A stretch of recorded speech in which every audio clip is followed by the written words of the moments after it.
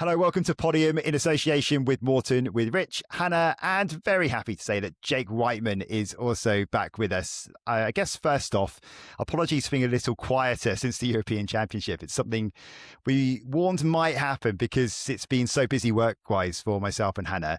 But here we are.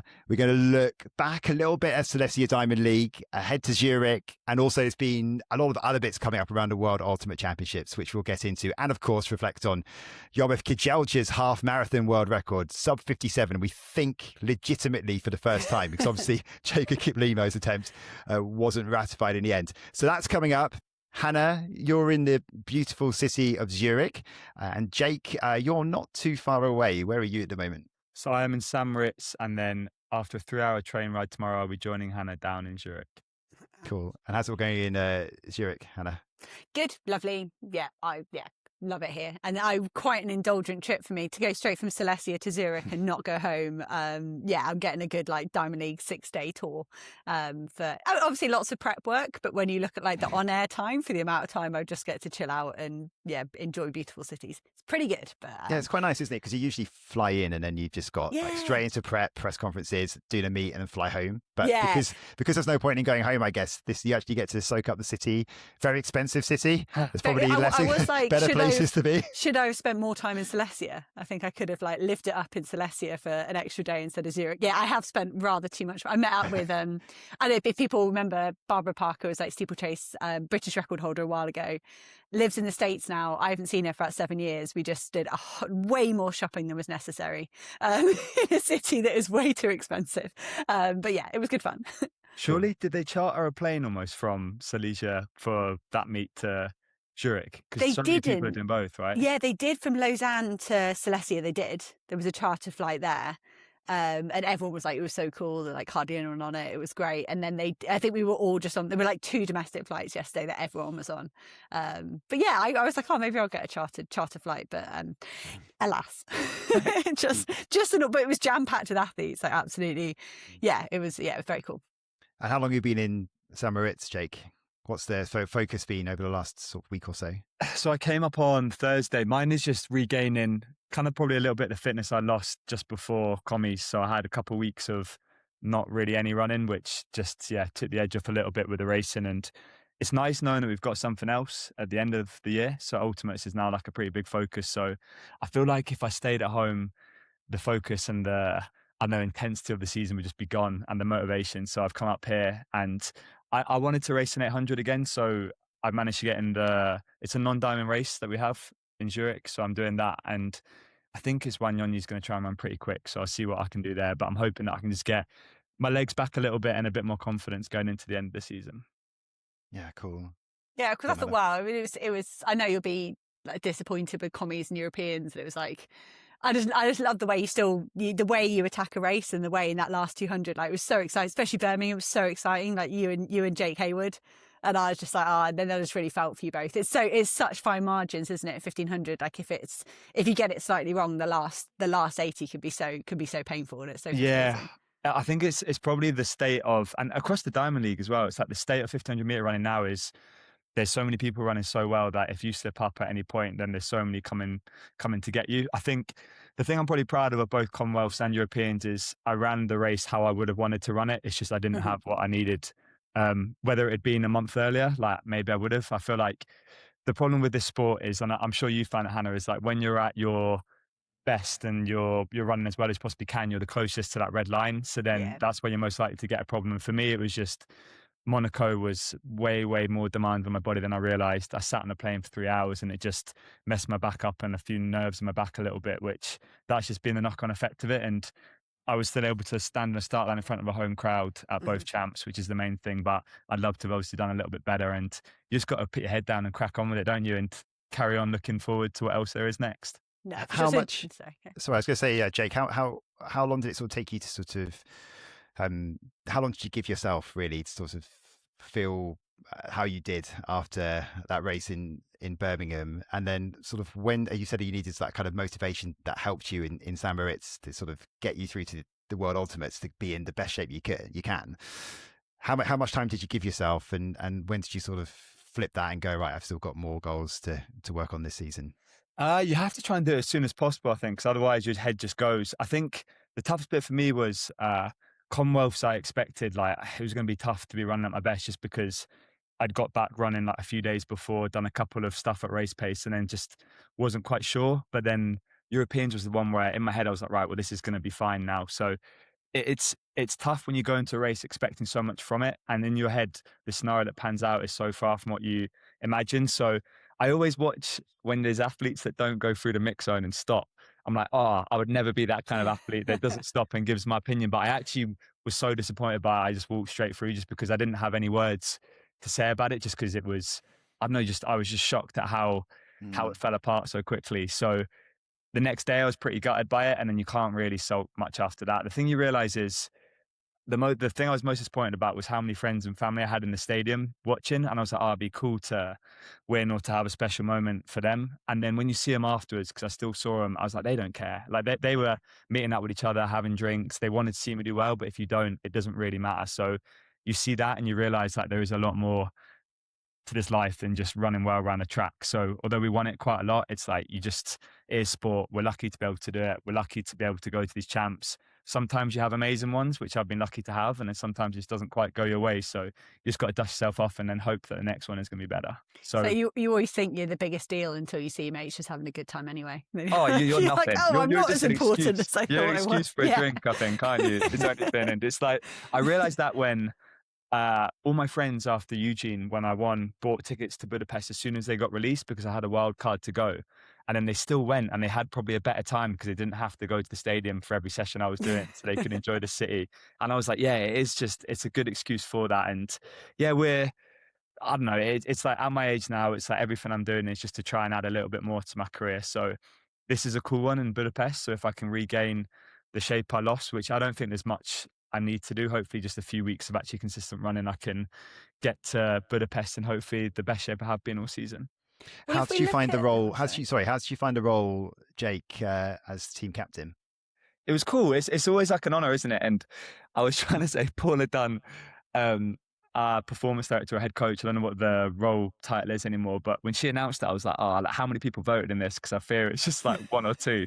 But the fact that it's like decided by your teammates is always like the biggest honor with it. And the weirdest thing was I did it over Zoom because we were going into the hotel just a couple of days before, and then people were leaving a couple of days after, and it was on mute from their side. It was I had no idea. I was like, I could have been getting like horrible abuse hurled at me as I was speaking. But apparently it went all right. Like people said nice things about it. And I think that was the thing is I'd watched so many of the team smash it, and we were like waiting for our turn. I was like, oh yeah, like I'll get involved in that and hopefully add to like the medal tally and just put on a good show. So that was probably the bit where you're like, you've been given this role and it was like, you want to do your bit, but I tried.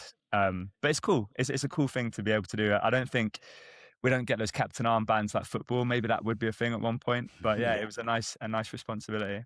Can I just say as well, we're disappointed that we didn't get the exclusive. We saw your interview with the BBC with Harrieke Zuriti quite a lot of times when they were filling time. I've heard that it was showing a lot, right? It was showing a lot, and I'm just disappointed we didn't get you saying saucy about rivals. So, on this podcast. The edit was like, because I couldn't even remember what we said in that. It was done at British Champs, so it was like a long time before, but. Yeah, the edit, like, I watched it once, and I was like, I'm never seeing that again. But everyone else is. Too much. Yeah, everyone else saw it way too many times, but I've not seen it very much, thankfully. I've not seen this. I need to go and find it. Yeah, I was see it. Yeah, I was in that European athletics world, not BBC world, so I didn't, just a great delivery of the word. Yeah. Yeah, I think it was a highlight for a lot of people. It was, I didn't know, when they just said saucy, I was like, well, am I talking about like a burger or something? I didn't know what it was. And then, it soon became clear. So what, it was about Rivals, the TV show, and Hannah, let me tell you, it is very saucy. I was talking about I'm so far behind the times. Yeah, I get what you mean.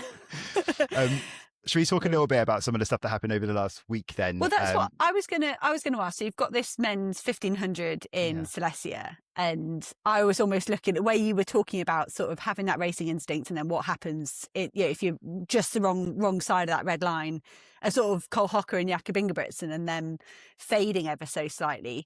Just sort of like what you made of that race, and then in with that, it's now Ingebrigtsen saying, give me 4 days and I'll be totally different, and I don't know, is that realistic? You kind of gone, give me 3 weeks and I can come out differently. Yeah. 4 days is and unless you're literally saying that the rustiness is all that's stopping you from beating the rest of the world, like, I think 4 days is very short. The thing that is crazy with both obviously Europeans and even the other day in Silesia, it's like the level that Jakob unfit is at still is crazy. It's like even to be pushing to the point of winning a Diamond League after that amount of time. And I think when we saw him in Tokyo, everyone's like, oh, he's not fit. What's he going to do? And he was like, that was such a long way from where he is at the moment. So like that was so unfit. So if he's only done a few months of good training now, like how little running had he done by that point last year? I do think it's like confidence, isn't it? And that Europeans must have given him so much. Just the fact you can go there and there's guys that have done full seasons and you can still, it wasn't even like physically, it was mentally. I thought he was just so in it. And I think the 15, it always comes with anyone else. Like you'd be like, well, they might not do anything here because how are you going to do something after that amount of time out of this event? But Jakob, everyone will be like, well, I feel like he's probably going to be pretty good here still. So he just commands that aura a little bit more. And I think he probably gets a bit more respect because of that sometimes. And 4 days time, like 2 days from now, whatever, we'll see whether those 4 days were short enough. But I would say probably by Budapest, potentially it'll be when we see him obviously running much better than he is now. When it's this kind of mad dash from everyone at this time of year to try and qualify for Brussels, that Diamond League final. And it's like Hocker's kind of up against it to qualify for that, if that's something he wants to do. And then Jakob as well. Like there's all talk that the wild card for Brussels has already been given to a local, but I don't know, we're seeing kind of back doors being opened for him if he wants to do an event. So I think if he wants to be in Brussels, I'd be surprised if he wasn't really.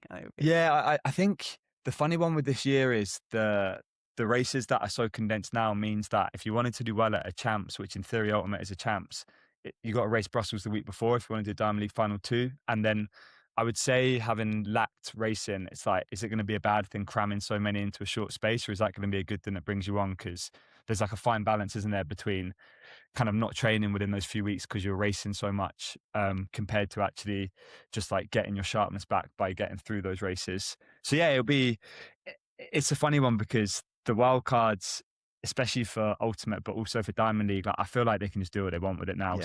Jakob will sell tickets if they're not already sold out, or he'll draw more attention to it. So then why would they not try and give them that if they could? What I kind of, the sentiment I've seen on the wild card for that Diamond League final is sort of if it's someone that's been a really big supporter of the Diamond League historically. You saw Sydney McLaughlin Lavone kind of get denied a wild card a couple of years ago. It's like punishing her for not enough, right? But it was sort of, and I guess it's different in like in a 400 where there's only 8 lanes, but you really are leaving out someone who might have really worked really hard to qualify for it. And I think the argument basically was she's not done a Diamond League in ages. Like why would we shun someone that's kind of supported the Diamond League for the whole season and other seasons? Whereas like Jakob does fit that profile of someone that's always turned up to support the Diamond League. So I don't know if that every might single one he could. So I feel like if anyone deserves it. There was a story going around here, which I don't think we're in St. Moritz for this, but there was a year in Lausanne where apparently he got helicoptered from St. Moritz to Lausanne on the day of the race. And I'm like, if that's the way that the Diamond Leagues treat him, it's like they're going to try and get him in if they can, aren't they, for that. Yeah. So fair enough. It's like he has been probably the biggest supporter of the Diamond League, and especially within the 1500 and record attempts. And it's just, it feels like, if they want to bring him in, I'm sure there's a lot of people in the field that would like to see him there as well. It's not like they wouldn't want him there because you want to race the best people you possibly can if that's going to be him at that point. Can I just say, there used to be a rumour about a helicopter from Nice airport to Monaco. Oh, really? They used to do that for Monaco Diamond. Is that how you know? I've never been on. No. I remember hearing, because then someone was making the argument like, actually, if you fill a helicopter, it's cheaper than... it's like the charter flight between the last 2 Diamond Leagues. Like if you actually fill a helicopter with 4 athletes, it's not that expensive. But I never got the helicopter treatment from. We always joke with here. There's St. Moritz is obviously full of money, so then there's a private airport nearby where we run around, and we always joke that if you win the Diamond League final, you'll be landing back at that airport in a private plane just outside the street. It's like the I always think it's like The Apprentice, isn't it? Like what's the swanky party versus the greasy calf? You're on the private jet or you're on the 3-hour train, otherwise, isn't it? You'd be on a bus. There'd be like a mega bus. The Flix bus, I reckon, is as bad as we can get it. We're going to talk a bit more about Jakob later on because of the World Ultimate sort of announcements that have been made over the last week or so. In terms of the actual race itself, I watched this having known the result already. I was trying to catch up with it on a flight back from India.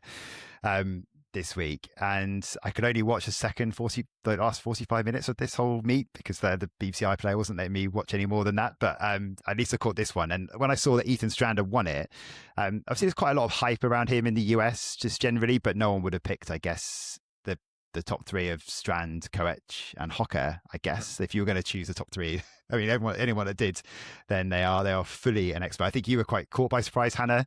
It sounded like on the commentary. But again, I guess that's the way of saying you sounded like you didn't know what you were on about. No. I'm joking. I'm joking. It was more like we'll come to Daguma in a minute, but that was kind of like, how she mastered that race. But I guess it goes back to your point, Jake, just about how much depth there is in the 1500 meters at the moment. It's just insane, really.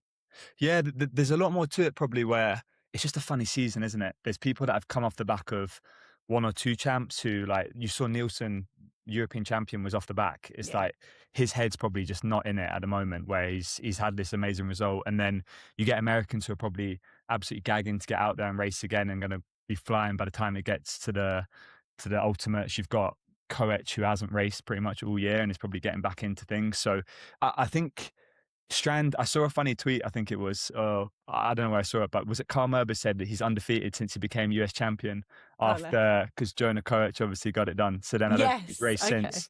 So then it's like he's a good racer. He surprised people at those American champs probably to make the team and nearly win a title there. So I think it's funny because I watch it and I'm like, well, this is the era of 1500 meter runners that are going to be taken over from beyond like my generation. It's like Ethan Strand might be come LA or like beyond that one of the guys that's challenging for medals and wins. And it's a big deal, isn't it? Like winning a Diamond League against pretty much everyone that could have been there almost. It's like you think that's got to be the biggest thing in his career so far, I would say. And it's going to be interesting, I think, this on Thursday, which you might not get to, it'll be just before you, I think, the men's 1500. So I think so, yeah. We're stuck somewhere towards the end. Yeah, you'll be too busy warming up. But I'm curious. Like I thought 3:30 was a bit kind of safe, the pace. I kind of was that's the slowest we've seen a Diamond League paced at. And I'm interested to see what they do here, whether again they leave it at 3:30 if that's what Ingebrigtsen wants, that's what Hocker wants. They leave it there because it makes for a very interesting race when it's just slightly more manageable. It's the same as we spoke about before, where like who's decided that pace? And I think Jakob's definitely had a bit of a sway in it, because I think if they could have picked the best outcome, it would have been Jakob comes and he wins the 15 off the back of that European 5. It's funny because like people will speak about those auto standards for Worlds and the window's open and you get a race of that depth and quality, and that no one ran a standard in that race. Everyone could, but just the way the race panned out, and it probably made for a better race, didn't it? Rather than setting it out as like a 3:28 race or quicker. Yeah, I think the fact that it was a 3:30, 3:31 race meant that you saw a lot more people in contention. And even Hayward at one point, it was like, looked like he was getting in the mix with it. There was Billstrom, who medaled at Europeans, who I think that's the most impressive, is he probably didn't expect back. He probably didn't expect to get a medal in Birmingham. And then I'm sure he's had some celebrating and just being able to like reflect on it, and almost like, I don't know, it's so hard to get back and feel like you want to race. So then he's probably set the rest of the season up pretty well, because he doesn't need to do anything now. He's had that one, that he's back on it, and he's going to be probably fighting all the way to the end now.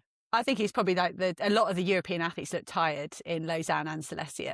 I was thinking, you guys look leggy here. But it's not much fun at all, though, is it? No. Like, when on you think Jake Hayward, do we think that's the first time we've ever seen the Welsh kit? Someone tweeted it, I can't remember, but first time we've seen the Welsh kit at Diamond League. Yeah, it's also like there is no mistaking who he's in that race. Like that I liked it. Red speed suit sticks out. I think I love the fact that he was racing, I think, in just like in a plain like training vest before. And I love the fact that if you really want to make a statement about pick me up, like whatever brands are watching, like wear a national kit. And for someone that I know is as proud to be Welsh as him, so why would you not wear that? And I'm sure he's going to have some opportunities coming up at the end of the season to be able to like kick on being a professional again with it, because he's running too good for that not to be the case. No, but he was named, of course, today in the squad for the World Road Championships. He's going to be running the mile in that, which is like a really great reward actually at the end of his year, won't it? To go to Copenhagen and try and fight for a medal. Like off the battle he's had to do 3 champs in a year, like that's so cool. I think sometimes like because I know him very well, and it's like when you hang out with him, I think sometimes he's so into where he is at any point in the season. Like if he took a step back and looked at like a year ago that this is his season, it's like there's probably races where he's disappointed, where it's like you never thought that he'd be disappointed at coming fourth at Commonwealths and Europeans. It feels like I don't think it's probably got enough credit as it deserves, like the big comeback he's had, because for a lot of athletes out there, like 3-4 years of not racing is like you're done. Like there's no comeback from that. So I hope he gets the recognition he deserves from it, because the perseverance is ridiculous. We'll keep hyping him up. Yeah, You know? it's great to do. It's been great to see. So I think it's 12 of the races from Sunday that are going to be going again in Zurich, and then you add someone like Yared Nuguse into the mix. That's what I was going to say when we were talking about that pace there. For me, Nuguse has got to go ask for 3:27, 3:28, because apparently he's done a really good training block. He's in really good shape.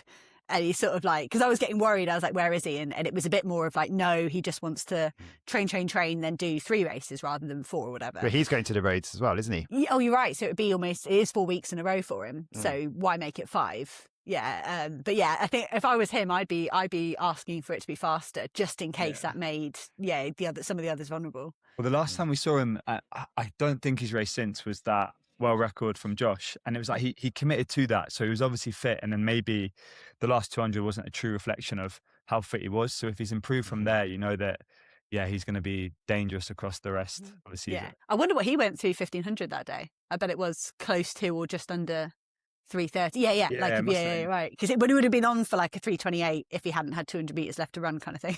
Yeah. In which case you go, There's definitely other points in the seasons where 3:29.36, by the way. There we go. There you go. Yeah. Yeah. There's definitely been other points in seasons where he's probably been fitter than that, but then that was now 4-5 weeks ago maybe. So it's like if he's just been able to, which is a bit that I almost feel jealous of some of these guys, have been able to get their heads down and just crack on without the disruption of racing. And then now you'll see it's like whether that's paid off or not. And these 15s, it's literally like an American champs, isn't it? Like every single one of them has been waiting for these European Diamond Leagues and trying to get into Ultimate. So I think their season always really shown over this next couple of weeks. Yeah, for sure. Yeah, and you should be able to watch it, Jake, because it's on 15 minutes after your race. So as you're going through the mix zone, you watch it trackside. Yeah, just delay all that kind of stuff. This is one of these ones where you go there and you have to keep telling people you're not doing the 15, because it's like the assumption is you're there. So it's like, actually, no, I won't be there. But yeah, it'll be a good one to watch, I'm sure. Oh, and this is a bit of a throwback for you, Jake, that you won't be aware of, but Rich will. In a throwback to Katie, where is Cam Myers?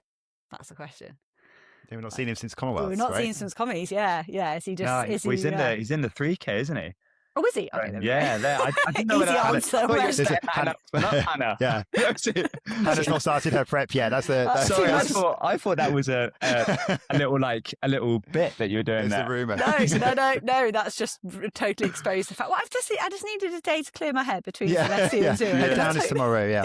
No, so I think he's down for the 3K, and then I think he's doing 15s the rest of the season. So do you know what? It'd be scary, I think, for everyone doing Brussels, and then even like at Ultimate, if he knocks out like a very quick 3K, it shows that he's still held on to that shape from when was he even now, like January or something? I can't remember when it was he started with it, but I'm sure he'll run a good one. No. Just quickly on Sigrid de Gruma in the women's 1500 meters. Then that was a world lead of 3:55, and she basically wasn't really involved for much of the race. She just sat there patiently, but she's ended up running a pretty fast time. You weren't so sold on Femke Broeders-Bol, Hannah, moving up to the 800 meters. No, I think you've had to apologize. No, I was told that it was a good idea. I just didn't think she was going to. I thought it was going to take 2 seasons to get. I had lunch with her coach, and I was like, I can't believe what you've done in a year. Like, I was like very honest. I was like, I was like, I would never have put 155 down for this year. So I'm sold on the move. Okay, but massively surprised the progress. By what. When you said that you thought it would take 2 years, I actually think that's probably going to be what it's going to take for her to absolutely pop off in this. And then just retire. Like, it's just like it feels like a matter of time, doesn't it, until she actually. There's something with the last 100 where when she gets that right and like realizes, I don't know if it's like lose the rhythm of the 4 hurdles and the 400 and just be able to like dig in and just scrap that last 100. I think will probably be the best thing she can discover. Yeah. Well, we'll save that. Well, we're going to get way into those guys. Yeah, we will. I realise that. But no, de Gruma was, because she was great in Shanghai. She ran 3:55 and she hung back and came through. And she's not done a 15 since. And I really wanted to see her go a little bit harder in the first K and then see what happened.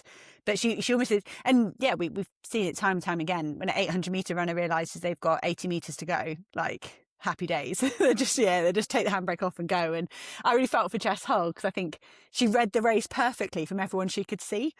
Like all the main contenders, she read that absolutely perfectly, nailed her kick, and then Daguma just came out of nowhere. And I think it just being aware of Daguma, she might have kicked differently. But yeah, like, hats off, very, very impressive from Daguma. And surely she's got to move up. Just do you think run away from everyone else and move up? Yeah. Yeah. Do you think that will happen? Because of what's going on in the 800 as well. But does she want to be involved in that sort of conversation, or does she want to move up to the 15 and concentrate? Do you think? What would you do in this situation that we're in right now? Me, I'd retire. There's no way of running 154 or 350. I think. Well, I reckon she'll go back to 8s now for Diamond League final and Budapest and the ultimates.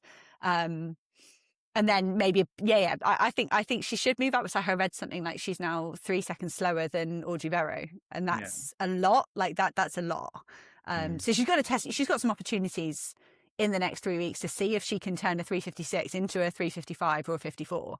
But if she can win a Diamond League in a world lead, she's got to think about changing, I reckon. It's probably no different to Georgia Hunter-Bell, though, is it? Where if Georgia wanted to commit to either, she could do that. And I don't know whether one helps the other. I'm sure it obviously does, because for Georgia, you'd say that she's a world-class 15 runner, but she can also obviously mix it with the best over 8. It's like, if she can chop and change between, I feel like that's a benefit for both events that she drops. And do you reckon it's a jump up for Daguma to have the endurance to do the rounds to like 3:15s in 5 days? Like, that might be a bit of a... Yeah, I feel like I don't know how she trains, because that's the biggest question, isn't it? With these questions, it's even with like Femke at a champs, like always the question is, can she do the rounds? It's like majority of the time they can. I don't think there's been many instances where somebody hasn't, because 3/8 within a few days is demanding enough. A 15 in some ways is like less taxing on the body, because you're probably like building and kicking a little bit more, whereas an 8 you're probably going to bury yourself between the rounds because you have to run a little bit harder. So who knows? It's exciting, isn't it? Well, and champs are like soft.com now. There's no way. Like, we used to have to run back-to-back days, and now it's just like everyone gets a day off. Well, hey, you can skip the first round and still have a day off. I know. You choose which ones you want to do or don't want to do. Yeah, no, it's not how it used to be back in the day. You'd have to, back in the day, it was. I remember I think it was my auntie, when she in the 80s went to champs, would do 10K heats and a final. Yeah. Which is like mad, isn't it? And I don't know what the gap was, probably back-to-back days. Just saying that's your era, Hannah. That came up that way of saying it. Obviously a lot earlier than you. Thanks, Dave. Appreciate it. Do you want to quickly wrap up some of the sprints? Hannah, we don't want to just talk about the 1500 meters, despite the fact that, despite the company that we're in right now. But just very briefly before we sort of look at the women's 800 meters, especially in Zurich. No, definitely. And what I haven't done is my big sell for Silesia, which is still the best Diamond League. It officially is. Like, next all the European champs. Next European champs. It's the best city. It's the best host. Is he even having the stars, the former stars ringing the bell? Ring the bell. So cool. A little touch. Yeah, it was sold out. It was rowdy. It was great. It was it was very good. In the women's hundreds, you had Melissa Jefferson-Wooden and Julian Alfred, that just so far ahead of everyone else, don't they? Maybe Adasia Hodge is the only one who could maybe threaten them at the moment, it feels like. Kerry Richardson's not really quite there. They all race again on Thursday. And then in the men's, Oblique Seville, meet record 9:83 to win over Kenny Bednarek. And he goes into 200 meters in Zurich. And we still haven't seen, we will get it in the ultimates, but we still haven't seen Seville against Lyles all season. We've not seen it since Tokyo. I've not seen Kashane Thompson for a while either. Like, those. I feel like the men are dodging each other. I feel like the women aren't, and they're ruining the sport. That's what they're ruining the sport. Yeah, we'll come back to that. They're ruining the sport, but they're bigging up ultimates, aren't they? Yeah. So maybe that'll say it. I think. Was it that 100 was the whole field under 10 seconds, right? Yeah. Which is like the level that it's moved on to is crazy. That's the thing, you can't really say none of them are getting an easy race. But maybe Noah Lyles is just dodging everyone. But he ran really well at USA, so whatever, he's got the right. My only caveat for like looking forward to this week, the only other thing I'm interested about is I think Sha'Carri Richardson never really does well her first race off travel. I think it always takes, and I've said this about Sharika Jackson, who looked like she had a season-ending injury really in Lausanne. But Richardson, for me, she always looks a bit clunky in that first race, and whether she's got to get the travel out of her legs and the jet lag and stuff. So I'd be quite interested to see whether she goes better over the 100 on Thursday here in Zurich. But then you could say the same for Melissa Jefferson-Wood, and like she probably had the same travel, so she might find a bit extra. But just how you adapt to that, though, isn't it? I guess, like, the jet lag and the travel and. Well, it affects different people, like these circadian rhythms and all that, isn't it? Especially in something like sprinting, where you're trying to like do that kind of neuromuscular fire. I'm trying to get scientific here. Well, you can make it less scientific, and some people just don't sleep well on a plane, and some people do. Some might be more tired than others. Yeah, that doesn't sound. So, what did you say? Cardiac drift or something, Jake? When you were talking about heat training, I was like, it just makes you feel a bit cooked, doesn't it? I think it is a big factor, though, isn't it? And I think having not raced in Europe for a while, for a lot of these guys, they probably have been back in the US, so then it is a big factor. And some, like, even if you come from the West Coast compared to the East, it's like you've had to fly for 4 more hours, whatever, potentially more, and come across 3 more time zones. So it is a big factor. Yeah, no, definitely. Sure. And Amy Hunt is back as well on Thursday night. Apparently she came straight here from Lausanne. Like just, she's going to be in Zurich for like a week getting ready for this. So, chose not to go to Poland as well. But I still think the biggest thing for me on the sprint side was Rai Benjamin. I know he didn't even win the race, but he was second in 43.83, which makes him the fastest 4 hurdler ever. Angelo Taylor did have that title, but he's now he's on faster than any other 4 hurdler. And I think like, is he still a 4 hurdler though? Do we think? Yeah, I reckon so.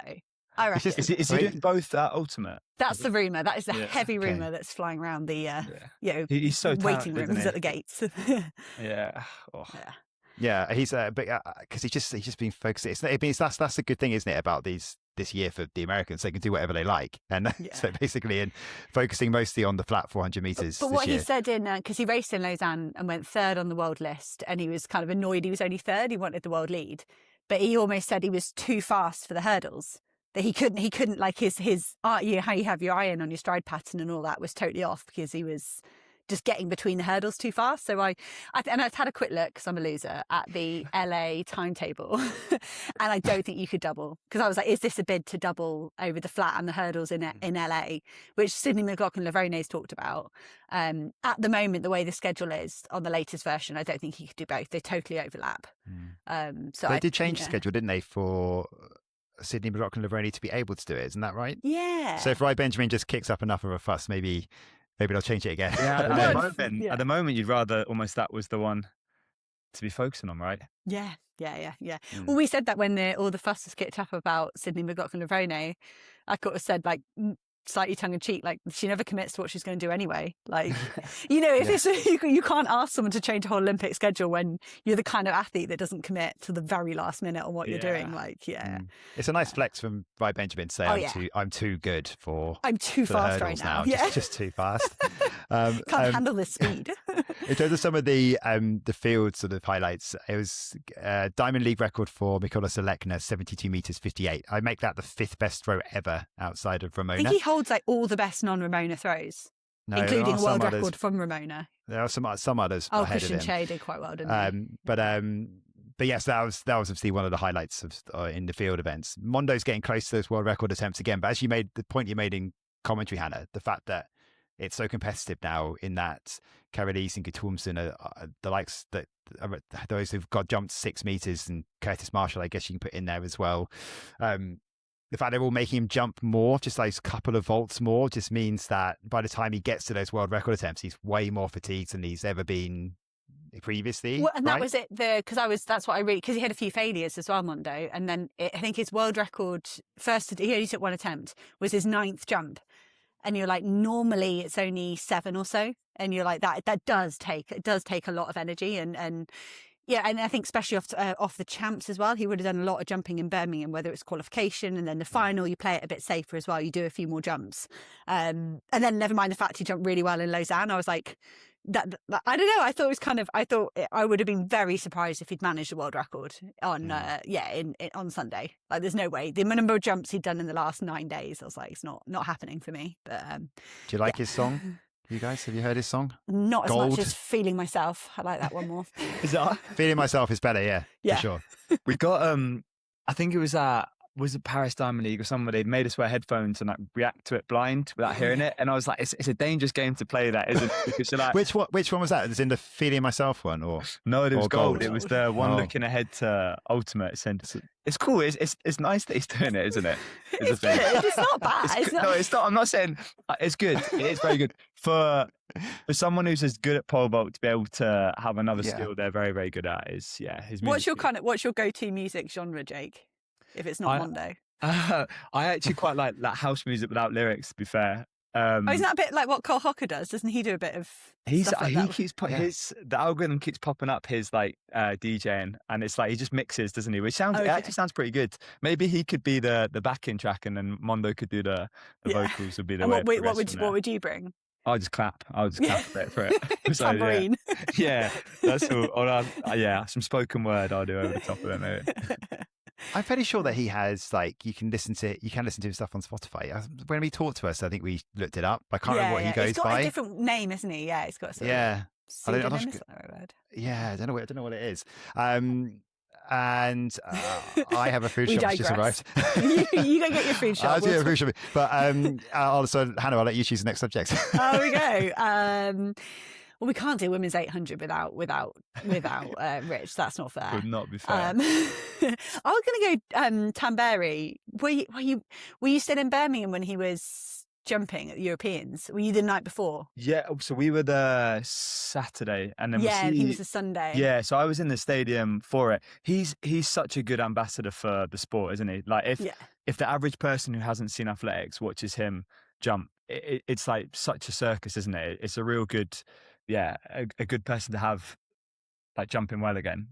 I had a really interesting conversation with Joel Clark-Khan the day after this street meet in Silesia, where Tamberi was doing exactly the same thing, like just absolutely crowding out the palm of his hand. Just one jump it would be like everybody clap and stand up. The next jump we need absolute silence. And he was just playing with the crowd. Did he make the crowd sing happy birthday to his to his daughter? Yeah, I was like, even that is like, I would not have the courage to think that people just would ignore it if I started doing that. Like getting a clap going. It's like, my fear would just be that you look so stupid if no one jumps in that I probably wouldn't even bother. And I just think he's just this big showman. And Joel Clark-Khan was saying he loves it. Yeah. And he's like, I feel like I'm doing a good job of figuring out how I can enjoy that and try and emulate it while it doesn't distract me. Because when you're competing with someone that's such a big personality. But I thought it was interesting. He said after Silesia, he said he tried a new run up in Birmingham, which clearly worked because he jumped phenomenally. He was at 2:32 there, and he tried it. Silesia was his second chance at trying it, and he definitely, really? he said that confirmed what he felt in Birmingham. What does that change though? Like, what is the? I think he was moving the tape around a lot. I'm not sure. It looked like he was moving his tape closer to the bar, like taking off a tiny bit closer. And whether that's because your body changes, doesn't it, every year that you're competing, or feels like, especially with him with the injuries he's had. It's like, I'm sure there's stuff that he has to change, not only to get the most out of himself now, but also stop something like that from happening again, right? Yeah, no, you're so right, because I imagine you can have quite a sharp, aggressive takeoff and tolerate that for 5-8 years or so, and then you go, if I want to keep jumping for another 5 years, I've got to do something different. But I remember Mahuchik changed her run up just before doing the world record, and then it took a bit of time. She almost couldn't recreate it as well. But he said Silesia, he recreated it, and now he thinks he can go back to sort of PB shape, which is very cool. The only like more drastic difference you could have is like shot put technique, isn't it? Yeah. Where it's either glide or spin. I feel like otherwise there's such micro like differences that I probably wouldn't even notice. No. So the big event in Zurich that we've been looking forward to is your the food women's shop. No, wait, that's happened. That's a great example, isn't it, of like no coordinated thinking. But you go away for work and you just don't talk to your wife, your partner anymore. No. It's come back and this is happening now and all that kind of stuff. Sorry, Zurich is much more important than your food shop, but it definitely not for is. you, Rich. Not for you. Not for I've got a week tonight. Not for Rich's wife, definitely. Yeah, don't care about this podcast. She's never listens to this. Maybe she listens to episode 1. And she's like, it's so good, just crack on. Yeah. Yeah. Anyway. Right. Anyway, women's 800 meters. This is the one we were all really looking forward to, but it has changed. There's no Keely Hodgkinson. The Times reporting that's because of maybe a minor hamstring issue. But she's not said that, has she? No, she hasn't. No, which is there's nothing from her. So that I mean, is there's no smoke without. You'd like to think there's no journalistic smoke without fire. Well, I imagine Matt Lawson's been told something, and then on the basis of anonymity, and then he says something. So that's what he's decided to do. No comment. No Keely Hodgkinson, no Lilian Adira either, which is a shame. So we still get another Audrey Werro against Femke Broeders-Bol matchup, which we've seen a few times now. But we add into the mix here Georgia Hunter-Bell. And last year is when I was at this as a Diamond League final last year when it was in Zurich. And this is when I felt like Werro really sort of started to come of age a bit more. Like she beat she beat Georgia on the home straight, and Georgia pretty much had control of the race on that occasion. And I think it was so loud. The atmosphere there is incredible, and that was kind of what I think Georgia kind of put down as like, that was the sort of extra percent or whatever that maybe helped Audrey Werro do that. But here, what we've seen so far from Werro, can Georgia Hunter-Bell, who's been craving a quick race, she's talked about that a lot, she just wants to run fast now for a few weeks, can she beat them both? Yeah. I think it's even like the freshness of not having run 8s really this year, I think is probably a big advantage for her, because tough for Werro if she's going to come back out and attempt another world record, which I think Zurich would want that, right? They'd want to set it at world record pace again. And it's like, you looked a bit tired in Lausanne doing the same. So it's like, if I was Georgia, I would just be praying on that, and then hope that you can just feel that much better. Are you surprised, Jake, that I don't know if it was last time or the time before that, actually, you were sort of urging a little, not like sort of urging a little bit of caution, but a little bit of concern. Now, obviously, Werro races so much, like surely eventually there was going to be a limit, but it seems like she's actually just continued on that way, really. There was a little bit of a break before we got to the European champs, but she obviously ran Swiss champs and she ran a quick 400 meters there as well as the 800. So are you almost a little bit surprised at just how her body's holding up, that she can keep on putting, I know you said it looks a bit tired, but the consistency of her performances is pretty decent. Even the cluster of times together, it's like there's not really been a tail off. It's just that I would think that now there's probably not going to be, I could be wrong, and in 2 days time she could break the world record, but I feel like she might not get quicker within the season now, but she certainly looks like she's going to keep running at this point, at this level. To be young and be able to race every 5 days. I know, right? I do think there is a bit in that where you just don't feel the fatigue of a season. That wasn't aimed at you, Jake. That was aimed at all of us. I know my place, so it's like I feel like that is very much something I couldn't do at this age, but I could have maybe. I don't think there was a point in a season where I felt like I was tailing off, unless mentally I just checked out a little bit. I feel like physically you can just keep bouncing back. It's like, not that she's obviously as young as this, but when you're like an under 15, there is no season you can't PB. And it feels like it's a lot more like that for her this year. Yeah, from April the 1st to September the 1st. Any day's a PB day. PB like the first race of the season, and then you might still PB the last race of the season. It'd be cool to see her attack a world record again, and then also like see what that confidence from Femke in Lausanne like does for her this time out, because surely she's coming off the back of that one being like, actually that was very, very close to beating her, therefore got a bit more opportunity to attack her maybe. I think as if that, I can't remember, apologies, it was a young Ethiopian who I didn't know, she's like 18 or 19 on the stats, but she got between Broeders-Bol and Werro on the back straight in Lausanne, and I think that was the difference for me.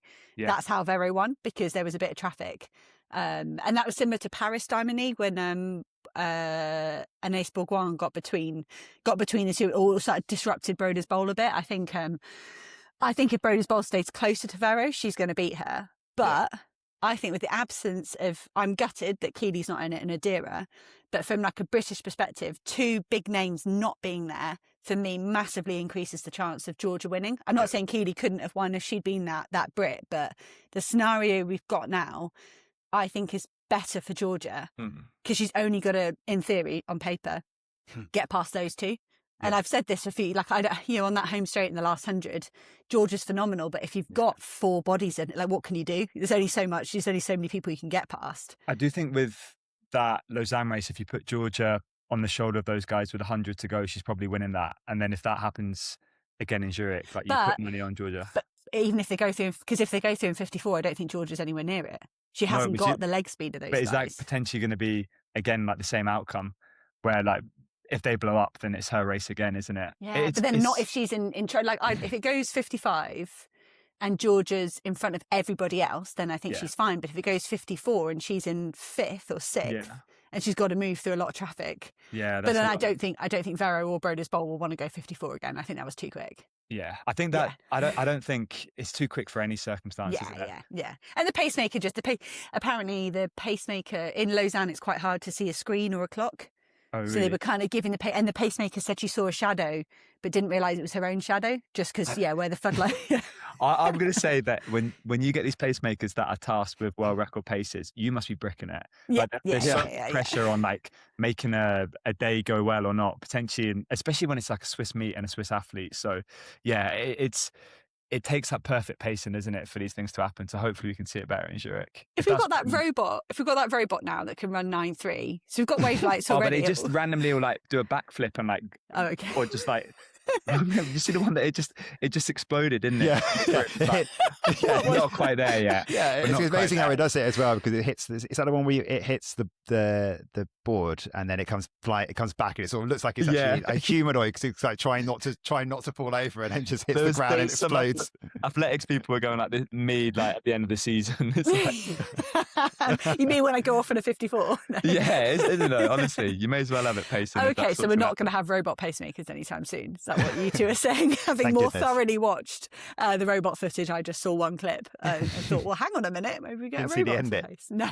Yeah. No, to be on that point though, it is scary, because we thought our jobs weren't irreplaceable by technology, but it's getting to the point now, isn't it? Yeah, especially if the robots are unpredictable. It's actually entertaining. It's exciting. Yeah.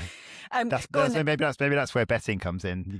You start into athletics, but just on robots, basically.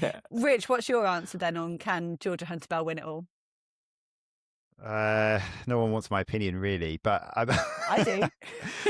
I think due to the fact that she's itching so much I'm going based on vibes.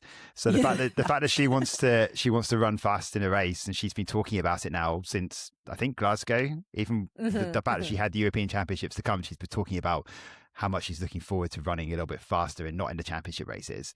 And then just the fact that Werro and Femke had race so much, then I reckon if she's in the mix with 100 to go, I think she can get it. But I think that crowd again is just it's one of the best meets, isn't it?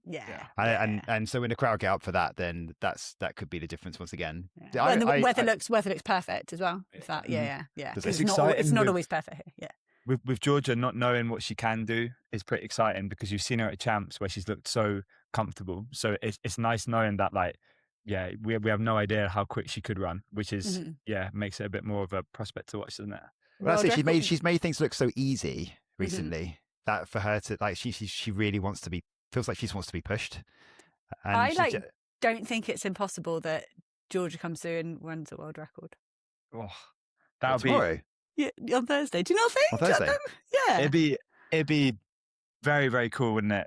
To see. The thing is, how does that go down with in M11 that happens? As long as the club's got the record, it's all good. Okay, well, how's it go down with Keely Hodgkinson then? I could be getting over. I have a tendency to get overexcited, but it's not about Femke. Yeah, it'd be the time, because if no one's speaking about her doing it, I feel like that's the most dangerous thing for her as well, right? But it's that classic when two other people. I've had this in races. Don't know if you have, Jake, where you kind of hope there'll be two other people and they just run the sting out of each other, and you swing around. You just let them get on with it.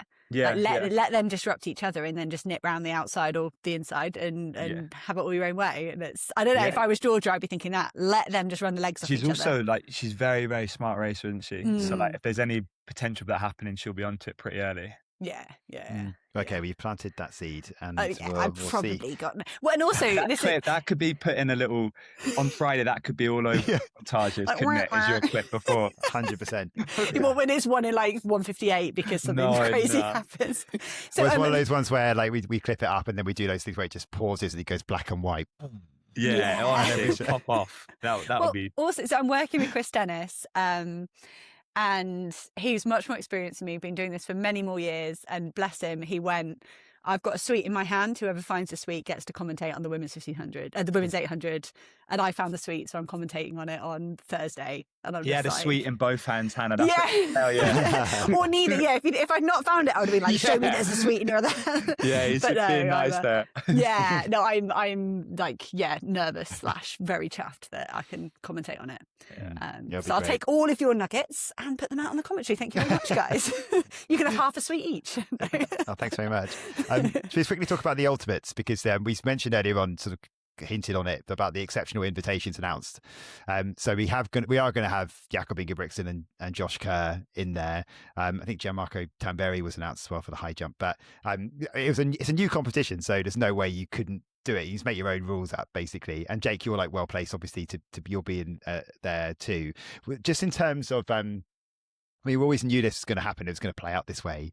Have you enjoyed already, like, Jakob coming back? He's only been back for a couple of weeks, and straight away he's stirring the pot, especially with the Josh Kerr stuff. We sort of mentioned earlier on this ruining the sport thing. I think maybe that came from potentially him not really understanding maybe the importance of the Commonwealth Games to the likes of yourself and Josh, and to how important that was as a Scottish athlete to be competing in front of a home crowd. It's not like Josh decided he wasn't going to do any championships and just to run a world record. That was his priority. It won't happen again.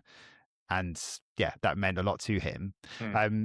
But as a spectator, do you quite enjoy this kind of, like, because they're almost so similar, aren't they? The way they talk about each other. They obviously have a lot of respect for each other. They're very fast, both of them. You're sure they have respect? I think they have respect for each other, but I get the opinion they don't like each other very much at all. You're right. You can respect but not have affection. I remember when I think the interview that Gabby says something like, Gabby Logan says something like, "Did you watch it?" He goes, "Yes."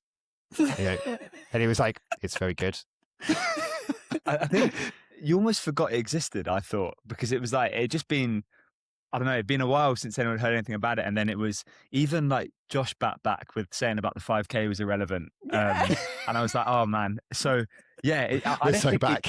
It didn't look like at one point we'd get a head-to-head between them. Like, saying that, it's like, as someone that'll be in that race as well, I hope it isn't just a head-to-head between Josh and Jakob, which I don't think will potentially be the case. But yeah, speaking on them both being at ultimate, I think the funny thing about it is, if I was near the bottom of that list and I'd been checking my ranking the whole way through, I'd be like gutted that you might be missing out just because two people have been put in late. That's exactly what I said, Jake. But then Rich pointed out there's 13 people in the men's 15 now. Is there still not going to be... There's still at least one person that wouldn't have expected to be cut off because they brought two in, though, I feel. But I think it was going to be 12 originally. So yeah, like one wild card. You might expect one wild card. Yeah, so so it hasn't changed too much, because no, I don't think so. That was my first thought. That was my first thought as well. Yeah.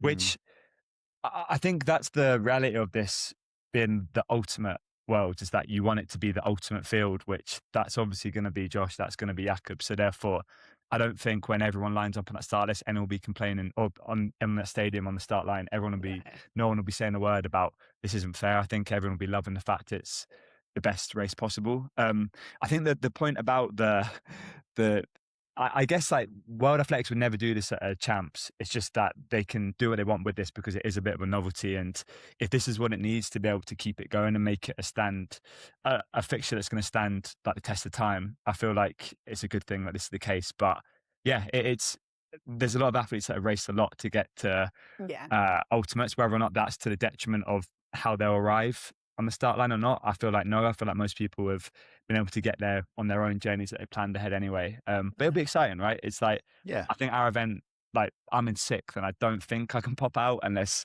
there's some ridiculous stuff happening the next few races. But it's exciting that we're going to get there and it's going to be the best people that could possibly be on the start line competing for this title.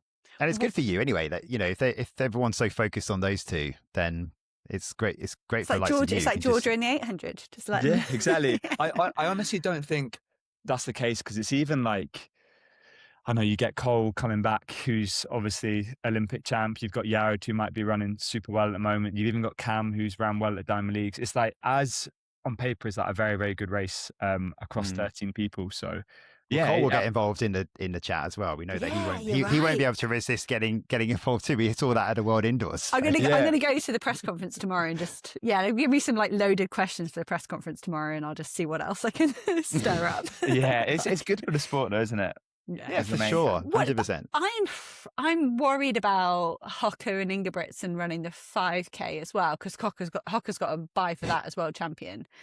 Are you laughing at the miss? Oh, come on! I can't tell you on air. Sorry, it's really immature. Yeah, it's really immature. That's such a me thing to laugh at. I'll tell you when we finished about a slip up I did at Europeans, but I'm not going to bring the attention to it. Anyway, Hocker's got a bye to the 5K as well, and I know if they both run a 5K on Friday, I know good for some other people that I'd like to see run well. But like, I don't know, that's quite a lot, isn't it, to run a 5K on a Friday? Yeah, and just to confirm those who haven't seen the schedule yet, so the 5K is on Friday. So they'll have a day off on a Saturday, and 15 is on the Sunday. Yeah, but I think that might not be enough, a day off. No, they'd never have that. Like, it'd be a heat if they were doing that ever, wouldn't it? Which is so different to this. I think I really hope it's as big an occasion as it's made out to be this, because it feels like it could be a very, very cool meet for the sport, couldn't it? So I think the fact that I don't think there's anyone now probably across the sport missing, like these wild cards are pretty much bringing everyone they possibly could in, which is what you want it to be. Yeah. And some of the changes that have been announced, obviously we know it's going to be designed a lot differently with that sort of bold black infield, which will look quite cool, hopefully. But some of the other changes, there's going to be no ties in vertical jumps. There's going to be a lane draft in the 200 meters, which is a trial. I love that. That is it's cool. Quite a cool idea, isn't it? So you basically you take it in turns to have like your preferred lane, essentially. And so it's a bit like, it feels a bit like going back to school and being last pick. But well, didn't we talked about this in like what would Podium do at the end of last season? Like, what would we change? And it's like, could you have one opportunity to stick or twist? Yeah, if you're like number one ranked and you get given lane 5, you can stick or twist. You might end up in 1, but you might get better in. But I like this. I like. Is it just the 200 then, not the 400s? And just the 200 to start with. It seems like it's a trial to see how that works, and then I think maybe an expansion of that somewhere down the line if it all works out quite nicely. But that's all part of this big event they're calling the day before. It's like that's literally the name of it. It's like capitalized. So this big event the day before. It's a big content creator day. They've forgotten to brainstorm a name better than that, so they just stuck with it. Running out of time. Whose job was it to change that name? Because now this is what we're left with. Working title. Yeah. I mean, come on, from a guy that founded something called Last. No, I do actually like the name Last.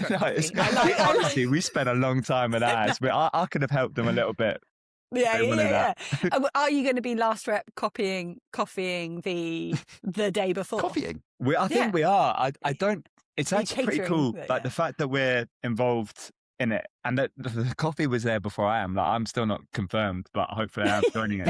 Like, that'd be well awkward. You just have a barista. I'm serving the coffees to everyone that's competing because I haven't quite made it. It's a tough look, but now we're excited. It's logistically challenging, everything being in Budapest, but it's a cool opportunity to. Is it? Can I ask? Is it logistically challenging for you or Georgie? Be honest.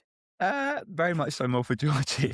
So I'm trying to help now, just plan stuff so that by the time we get close to it, I don't have to think too much. But at one point, it was going to be a drive for Georgie from the UK to Budapest, which we're trying to work around that being the resort and the option we choose. But we're going to be serving coffee in the athlete hotels, like the VIP lounge, and then we're going to be potentially the VIP lounge. You just announce it now and then what's happened. So and then we're gifting athletes with a custom bag and cup and stuff. So it's cool for us. Are you going to gift commentators as well? I'm sure we can, Hannah. Yeah, I'm sure but very left out. Yeah, very left out in Scotland. So it's like we definitely can. It's exciting. It's that's what I'd say is a very cool part of this champs is how much they brought in others. Like we're saying about the Mondo song, but even like the official after party is hosted by Noah Lyles, isn't it? Nice. Which like even that, it's like he actually did that after the World Championships in Tokyo, and it was next door to our bar. I'm going to say the people who came in, but there was a bar right next to our hotel, and the venue that Noah booked was next to the bar, and I think it was about an hour and a half in, and a lot of the British athletes came in, and they'd given up on that party. Oh really? It was do you remember? Like, it was flyered almost though, that party. And then to be fair to him, I wasn't competing, but I was there in Budapest, and he did something there as well. So yeah, it's cool. Like it's every athlete's last race of the season, apart from maybe the road champs, if some people are doing that. As well, isn't there? Yeah, and Athlos. So like, I feel like everyone will be in a good mood to be able to want to do something like that. So yeah, he'll do it well, hopefully. Some of the other changes, there's the field events again, just 4 rounds apart from the vertical jumps. That won't be that popular with some, I imagine. I think you know what I mean. A lot of the field athletes, especially the ones that haven't been given the opportunity at Diamond League or here at the Ultimates, I think a lot of them would say like, we'd rather do 4 jumps than not be there at all. Oh yeah, okay. And I think they're aware. I think they're aware. You know, they've got to do something. They've got to kind of meet people halfway, and it's better than being excluded. So is that I just to keep it quick? Yeah. Is that okay. Just to rattle through it. The race clock is also going to move to the centre of the screen. What do you think of this? I love the fact I would never have spotted that in a. I did, because it's one of those things that I remember when in football. I remember when TNT Sports moved when they first got, BT Sport first got the rights to football, and they decided not to put the score in the top left like you're used to seeing all the time, and they put it bottom. And I think it was still there. Maybe, I don't know, but no one liked it because like, don't start moving around where the clock and the score is. Like that's a tale as old as time. We know where it goes, but like putting it in the centre of the screen. It'd be centre bottom, not centre. Very, very centre of the whole thing, right? Centre bottom, yeah. Not So the way I'm imagining it is like you can't watch the race because there's this massive clock in the way of it. But I think it's so they can show more graphics on like the left-hand side, I imagine. I don't think that's an issue, right? I think it will be. We don't like change in the sport, which is part of the problem. To the point where we don't want the clock in the middle. I actually think that'll be forgotten about quite quick if the graphics do look good and actually enhance what you're watching. As long as they're not putting too many graphics up, so you put in the centre of the screen, you have like graphics both sides, and you're like, I don't know what to look at here. When you've got whilst the races are going on. They had quite a lot in Europeans that I thought. Do you see where they would superimpose it onto the infield as the race was going on? But the thing that they're obsessed with is speed in kilometers per hour, and I'm like, I don't think that's a stat that you read and you really understand what's happening. Well, I think that's only a good stat for the 100 because the rest of the time it's pretty slow. Yeah, it's not impressive. So it's not if you put pace, kilometre pace. I think that's more impressive to someone who actually understands running paces. But we're not as quick as a car. Like, know that. We're not as quick as probably a bike. We know that. So, like, don't make it look slower than might be on it par is. with a skateboard. Yeah, we're on par with, like, a dog out for, like, a reasonably fast, like, walk. I think you're absolutely right. Like, minute kilometre pace would be great because everyone can. Oh, that's so that niche, runs though. can be. No, Like, it's not. That's not niche at all. Like, anyone that runs that has a running watch knows what minute kilometre pace is. They can relate to it. Anyone that drives a car can relate to like 19 kilometres an hour for the 100. No, they don't, because no one drives at 19. No one drives at 19 kilometres an hour. So you don't. But everyone can run at like a pace where you go. Then you look at everyone's going faster. So if you did it to a car, if you do it like per hour, then everything is like really poor. Yeah, like compared to like relative to what you know that for. But if you do it where everyone's running super fast, like way faster than you can run, then that is like way more relatable. I think then everyone looks like superhuman. Because if it's like, I think 4-minute miling is it 15 miles per hour? Is that right? Sounds right. 4 15s in 60, maybe. Yeah, but anyway, like that doesn't sound impressive, I don't think, at all. If you say that is a very, very slow moving car, isn't it? So, do you know the one thing I love more than a spreadsheet is a 20 mile per hour zone. I think they're just wonderful. So. That was like when London became that, we used to have in Teddington a speed camera outside, and the day it became 20, it was like paparazzi. It was just going quick.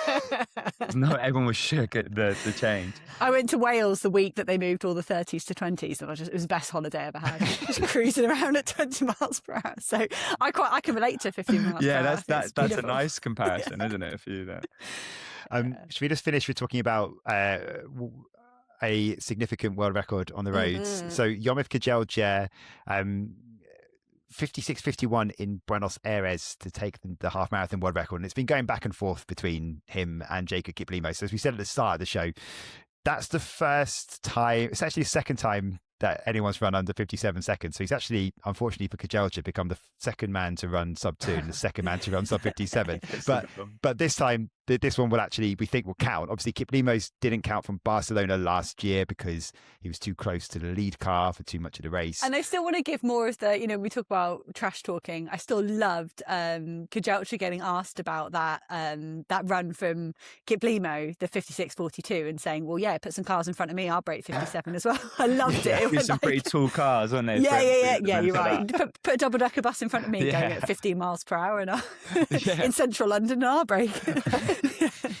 That's a really cool way to set up the road season, though, isn't it? Because it's only a month now until Sebastian Sarwe's back at Berlin.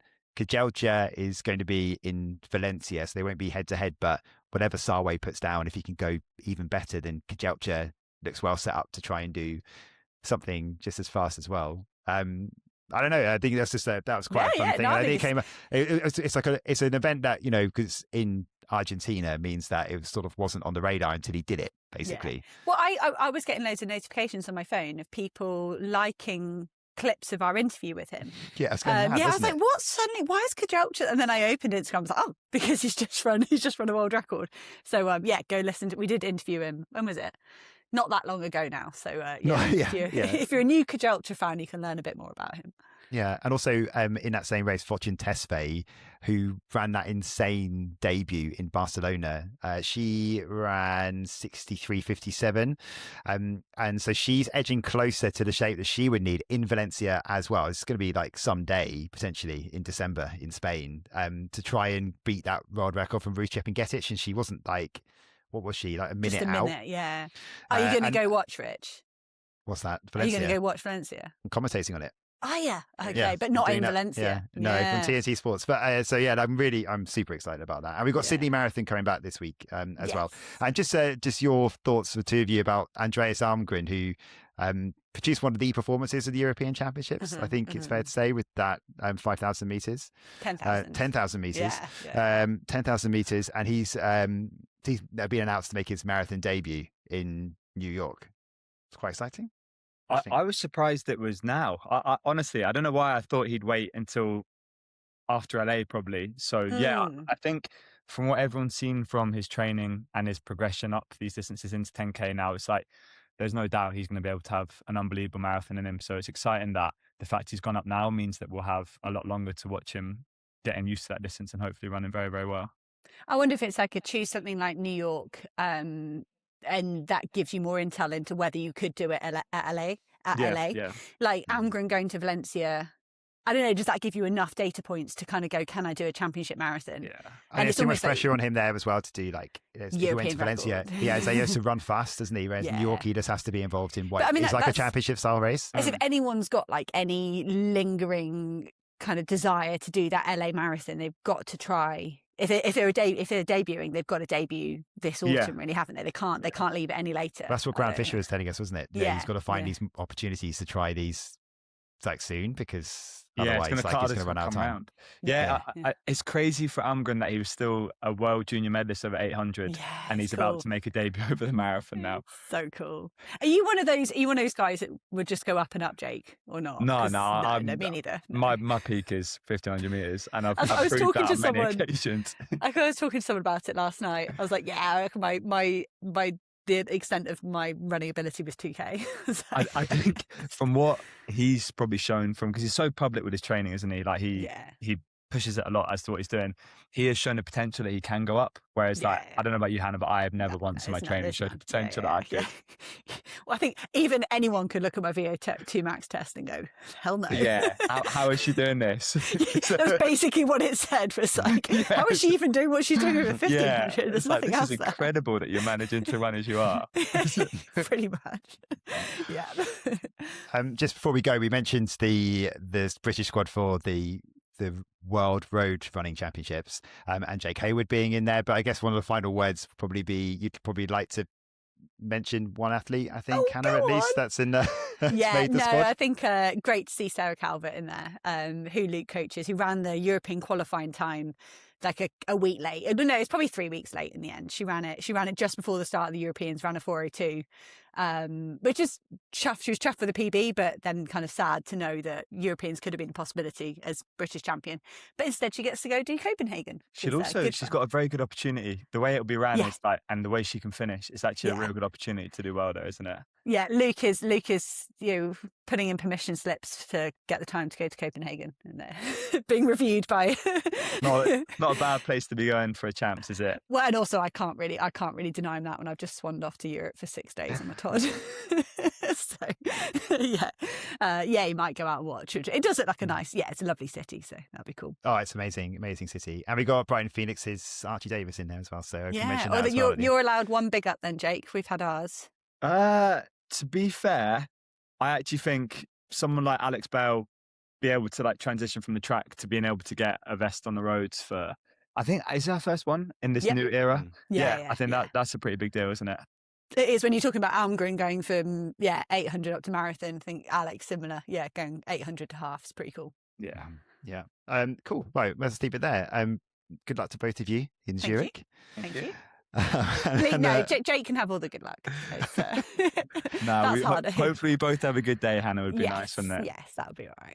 I'll be watching from the key races from Dublin. Nice. Finally celebrating my 40th birthday, 1 month out from doing that, from turning that in Glasgow. So finally get to go away and actually spend some time with my wife after this ridiculously busy last 4 weeks or so. And then we're going to come back, aren't we, Hannah, and just do 20 minutes, 25 minutes or so, a little podlet, I think, on the day after. So look out for that on the podcast feed. Jake, thank you very much for joining us once again. Hopefully you come back soon. And thanks for listening.